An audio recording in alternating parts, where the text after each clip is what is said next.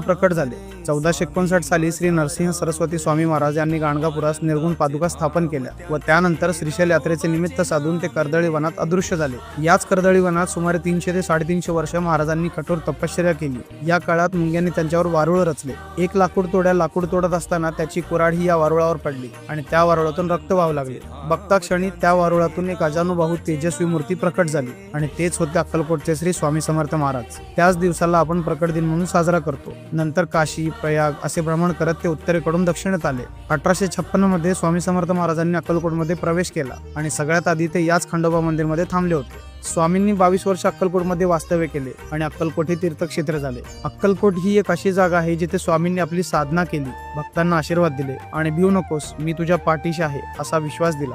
तुम्हाला कधीही वेळ मिळाला तर एकदा अक्कलकोटला नक्की भेट द्या, कारण स्वामींच्या दर्शनाच्या वेळी एक वेगळीच आध्यात्मिक ऊर्जा जाणवते जी शब्दात सांगताच येणार नाही। स्वामींच्या